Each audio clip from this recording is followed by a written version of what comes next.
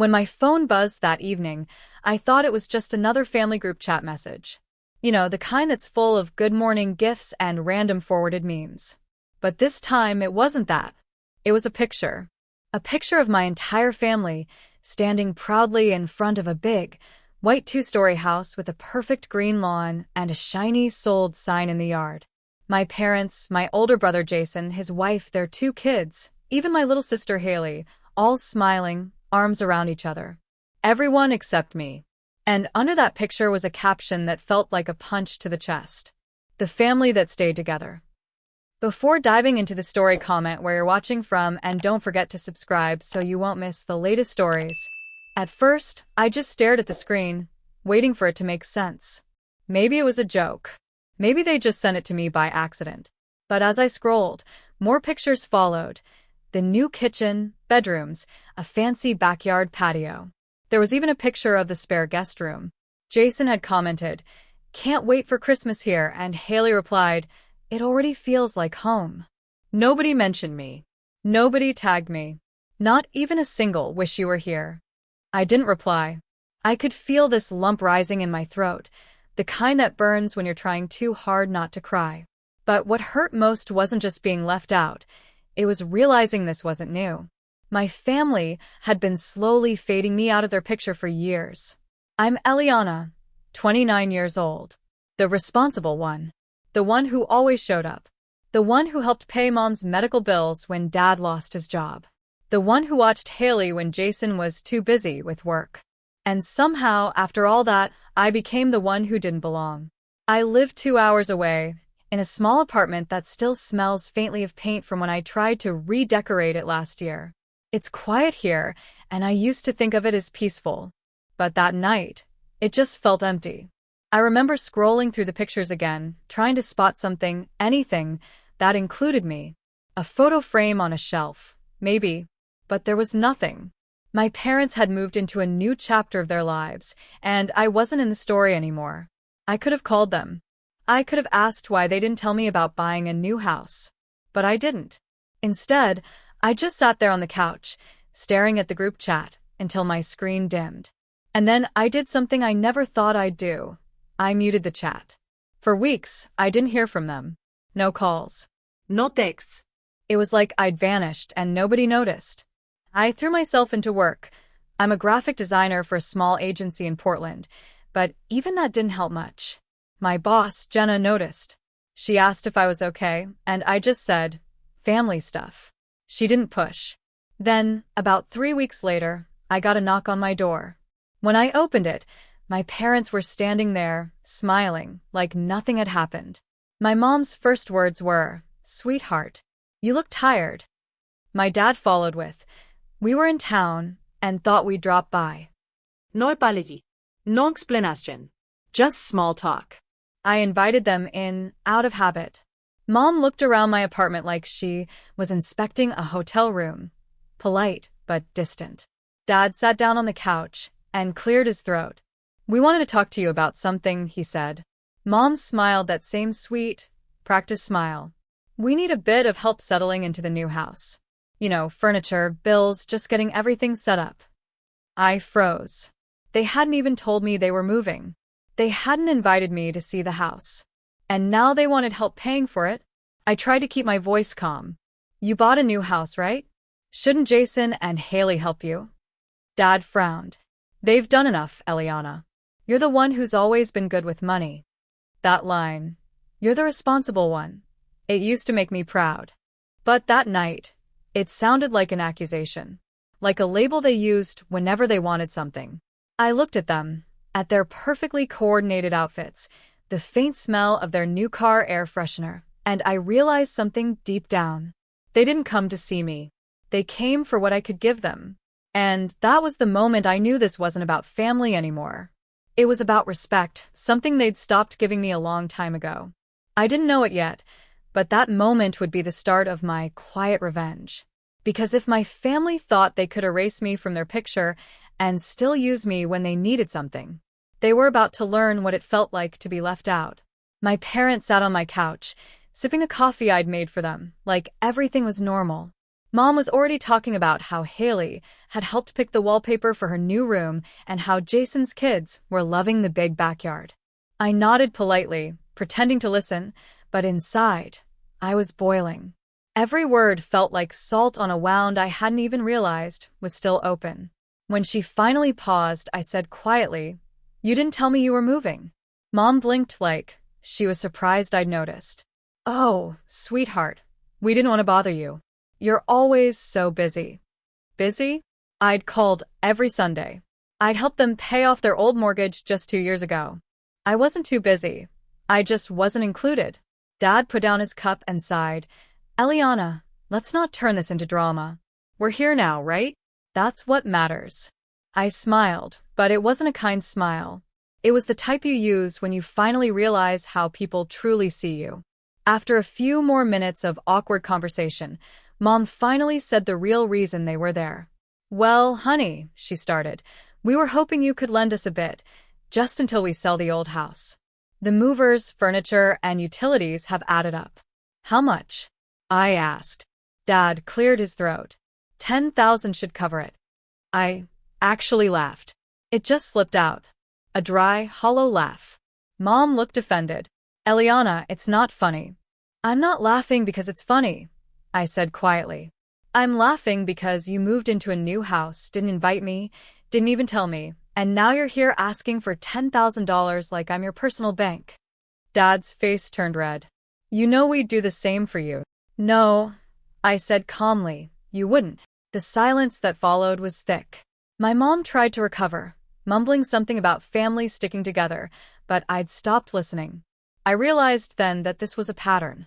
Every time they needed something, they came to me, money for repairs, babysitting, help with bills, and every time I needed them, I was too independent or too sensitive. That night, after they left, without the money, I sat at my desk and opened my laptop. For the first time in years, I didn't feel guilty for saying no. But part of me wanted closure. I didn't want revenge yet. I wanted understanding. So I called my younger sister, Haley. She answered on the second ring, cheerful as always. "Hey, Ellie. What's up?" Hey. "Just wondering, why didn't anyone tell me about the new house?" Her voice faltered for a moment. Oh. Mom said you were too busy to visit anyway." "So, she decided for me?" "Come on, Ellie," she said nervously. "You know how Mom is. She didn't mean to hurt you." "Right," I said. "But she did." Haley was quiet for a few seconds, then sighed. "They think you've changed, Ellie. That you're distant." I wanted to scream. How could I not be distant when every time I tried to get closer, they pushed me away? Before hanging up, Haley said softly, "For what it's worth, I wish you'd been there. The house doesn't feel complete without you." I didn't know whether to thank her or cry. That night, I decided I wasn't going to chase their approval anymore. If they wanted to treat me like an outsider, I'd show them what being on the outside really looked like. So I started pulling back, quietly. I stopped sending birthday gifts. I stopped replying to the group chat. When Dad called a few weeks later asking if I could help out with the property taxes, I told him I couldn't afford it right now. And for the first time, I didn't feel guilty. Months went by. The holidays came, and I spent Christmas alone. I didn't even open social media. I knew there'd be pictures. And sure enough, when I finally checked in January, there it was. A Christmas family photo in front of their decorated tree. My spot in the picture, right beside Mom, was filled by Jason's wife. That hurt more than I expected. But I also noticed something interesting. The caption read, "First Christmas in the new house. So many expenses, but so worth it." Expenses. Curious. I did something I'd never done before. I looked up their new property on a public real estate site. And that's when I saw it. They had taken out a massive mortgage, far beyond what they could handle. The thought settled in my mind like a spark waiting to catch fire. They had built their new, perfect family on a financial house of cards. And I knew, eventually, it was going to crumble. And when it did, I wouldn't be there to save them this time. By the time spring rolled around, I had almost stopped thinking about them. Work was busy, I'd started taking weekend hikes, and for the first time in my life, I felt light. But peace doesn't last long when your family's chaos has your number saved. It started with a voicemail from my mom. Her voice was shaky, but she tried to sound casual. "Hey, sweetheart. Just wanted to catch up. Things have been stressful lately. Call us when you can, okay?" I didn't call back. A few days later, there was another message, this time from Dad. "Eliana, I don't know why you're ignoring us, but your mother's worried sick. We're dealing with a few financial things. Give me a call, will you?" I listened to that one twice. Financial things. That was his code for we're in trouble. But I didn't call. Part of me felt guilty. They were still my parents, after all, but then I remembered that family photo, the caption, and that missing piece where I should have been standing. They had chosen their version of family. Weeks passed, and the messages got more desperate. "Ellie, it's Mom again. We might lose the house. The bank is being so unfair. Please, sweetheart, can you help with just a few payments? We'll pay you back. We can't reach Jason. He's been avoiding calls. I don't know what to do." Jason avoiding calls? That made me pause. The golden child never ignored them, unless there was nothing left to take. I finally looked up their mortgage again and saw that they were 6 months behind on payments. 6 months. That night, I sat at my kitchen table, reading those messages over and over, and I realized something. My entire life, I'd been the one fixing things. I'd been the one patching holes, paying bills, and cleaning up the messes they made. But this time, I wasn't the safety net. Still, I wasn't cruel. I wasn't going to ignore them forever. So, I sent a short text. "I'm sorry you're struggling. I hope things work out." That was it. No money. No offers. Just sympathy. 2 days later, there was a knock on my door again. When I opened it, my mom was crying. Dad looked like he hadn't slept in days. "Eliana," Mom said softly, "we're going to lose the house." I stood there, silent. Dad's voice cracked as he said, "We just need a little help. You know we'd do the same for you." That lie again. I stepped aside and let them in, partly out of habit, partly out of curiosity. They looked smaller somehow, defeated. "Jason can't help?" I asked. Mom shook her head. "He lost money in some business thing. Haley's barely keeping up with school. You're our only hope." Their only hope. For a second, the old version of me, the fixer, the peacekeeper, wanted to cave in. I almost opened my mouth to say yes. But then I looked around my tiny apartment, at the second-hand furniture I'd bought myself, at the wall where I'd hung a single framed photo of me and my college friends, the only family that had ever made me feel seen. And suddenly I knew my answer. "Mom, Dad," I said slowly, "I helped you before. I helped with the old house. I helped when you needed medical bills paid. But this time, no." Mom blinked. "No? "Eliana, you can't mean that." I do." Dad's tone turned sharp. "After everything we've done for you." I interrupted. "What exactly have you done for me, Dad? Because from where I'm standing, I've been the one keeping this family afloat." Silence. Mom's tears stopped as quickly as they'd started. Her expression hardened. "So, you're just going to let your parents lose their home?" I looked her in the eye. "You mean the house you bought without even telling me existed?" That shut her up. Dad muttered something under his breath about selfish kids, and stood to leave. Mom followed, mumbling about how family means nothing to you anymore. I watched them go, my heart pounding. When the door closed, I leaned against it, shaking, not from sadness, but from release.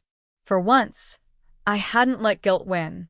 A week later, I got a text from Haley. "They're moving out. Bank took the house." I just stared at it. No emojis, no dramatic words. Just a statement. I didn't reply. That night, I sat outside on my small balcony, watching the city lights flicker. I thought about the years I'd spent chasing their approval, trying to be the daughter who fixed everything. And I realized something simple but powerful. Sometimes revenge isn't loud. It isn't about payback or humiliation. Sometimes revenge is silence. It's letting people face the consequences they created when they pushed you away. It was late summer when I finally saw them again. I was leaving the grocery store when I heard a familiar voice call my name. I turned and saw my mom, wearing sunglasses, hair slightly messy, clothes that didn't quite fit her polished image anymore. Beside her, my dad was pushing a small cart, his shoulders slumped. For a second, neither of us said anything. Then Mom forced a smile. Eliana. Oh, sweetheart, it's been forever. Mom. Dad. I tried to sound neutral, but my heart was pounding. I hadn't seen them since the day they walked out of my apartment. Mom gestured awkwardly toward the grocery bags in my arms. Looks like you're doing well. I could have said something snarky, something about how not everyone buys houses they can't afford, but I didn't. Instead, I just nodded. I'm doing okay. Dad cleared his throat. We found a small place to rent for now. It's not much, but it'll do until things get better. There it was, the pride cracked, the facade gone. For years, they'd built their identity on being the picture-perfect family, the ones who had it all together. And now, they were the ones starting over. Mom tried to sound upbeat. We've been seeing Haley more lately. She's been helping with groceries sometimes. Haley, the one person who still straddled the middle ground. She'd call me a few times since everything happened, checking in, but she never pushed me to reconnect. She understood the quiet boundaries I'd built. Good, I said softly. She's a good kid. Mom's expression softened. She misses you. I shrugged. She knows where I live. There was a long pause before Dad said, Look, Eliana, we've had time to think about things. Maybe we didn't handle everything right. I raised an eyebrow. Maybe. He sighed. We made mistakes. We should have told you about the house. We should have included you. But you have to understand, things were happening fast. It wasn't an apology. It was an explanation dressed as one. Still, I could see something new in their faces, something like humility. The kind that only comes when life humbles you. Mom touched my arm gently. We just want to move forward, honey. Start fresh. Maybe we could all have dinner sometime? Jason, Haley, everyone. Like old times. I froze. Dinner. Like old times. Old times were me doing dishes alone after everyone left. Old times were Mom bragging about Jason's job while pretending my career didn't matter. Old times were being invisible until they needed something. I smiled politely. I'll think about it. Mom's smile brightened. She thought that was a yes. It wasn't. That evening, I went home and sat by my window, staring at the fading sunset. A part of me wanted to feel sorry for them. They'd lost everything. The house, their comfort, their image. But the truth was, this was the life they'd chosen when they decided who mattered in their version of family. For years, I'd been the one who gave and gave until there was nothing left. Now, I finally understood that not helping them wasn't cruelty, it was balance. They'd erased me from their picture. All I'd done was stop fighting to be in it. Weeks passed, and I heard little things here and there. Haley would text updates sometimes. Mom's trying to find part-time work. Dad's car broke down again. Jason doesn't come around much now that they're broke. That one made me pause. Jason, the golden boy, the favorite, the one they'd built their world around, had vanished when the money did. The irony was poetic. They had spent years rewarding the ones who gave them the least, and ignoring the one who gave them everything. And now, they were learning that loyalty doesn't come from favoritism, it comes from love. Haley eventually came to visit me. We sat in my small living room drinking coffee. They've changed, Ellie, she said quietly. They talk about you a lot. I think they realize now what they did. I smiled faintly. Maybe. But some lessons take time to sink in. Haley hesitated. They're talking about selling the furniture to pay off debts. I raised an eyebrow. The same furniture they bought with my responsible daughter money? She laughed softly. Yeah, I guess so. There was no joy in their downfall, not really. But there was justice. One evening, I got another message from my mom, just a short one. We're sorry. Truly. We miss you. No requests. No guilt. Just words. For the first time, it didn't sting. I didn't cry or feel conflicted.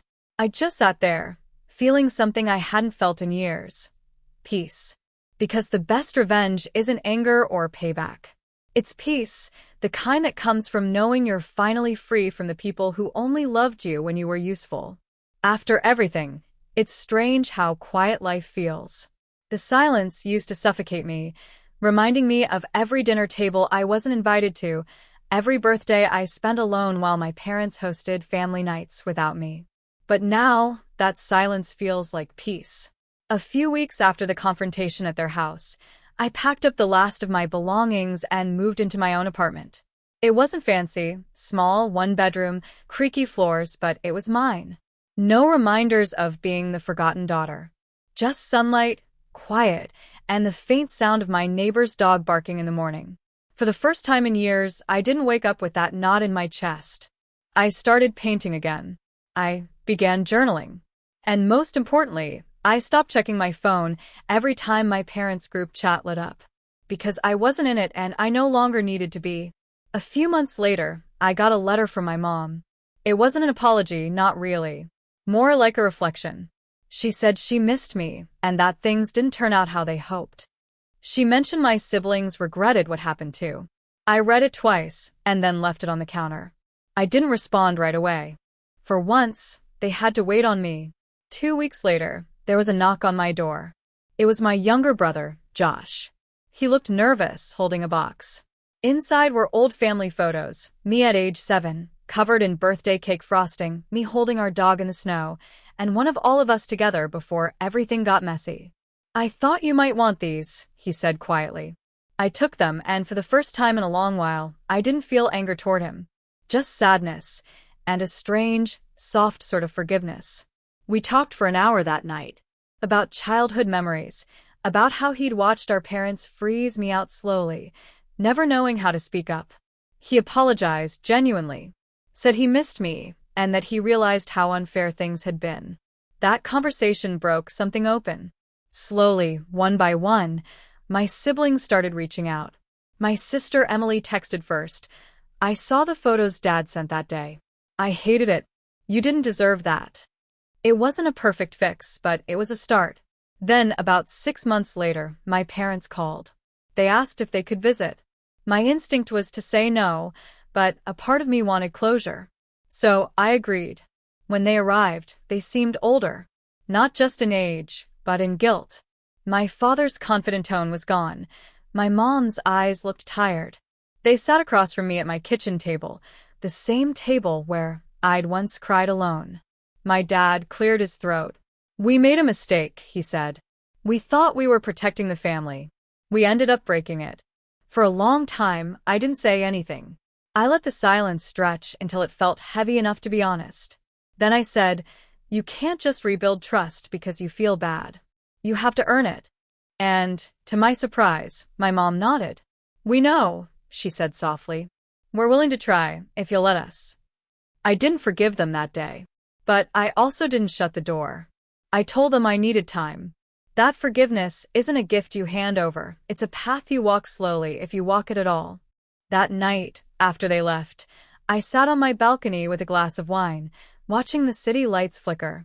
I thought about how far I'd come, from the girl who begged to be seen to the woman who could stand alone, steady and self-assured. My revenge wasn't loud or cruel. It wasn't some dramatic confrontation that left them in tears. My revenge was healing without them, building a life so full and peaceful that their absence didn't sting anymore. Sometimes revenge isn't about making others pay. It's about reclaiming the parts of yourself they tried to erase. Months later, I got a text from my mom again. This time, it wasn't about guilt or excuses. It was a photo, her holding one of my paintings, hanging it on the wall of their living room. The caption read, "A piece of you belongs here, too." I smiled. I didn't reply right away.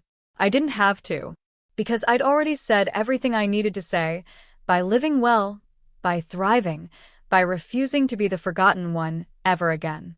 And as I turned off my phone and looked around my little apartment, I realized something. For the first time in my life, I wasn't chasing anyone's approval. I was finally home. If you felt Eliana's story hit close to home, don't forget to like this video, subscribe to Revenge Files, and turn on the bell icon, because every week, we share real stories that remind us revenge doesn't always mean hurting others. Sometimes, It means finding peace for yourself.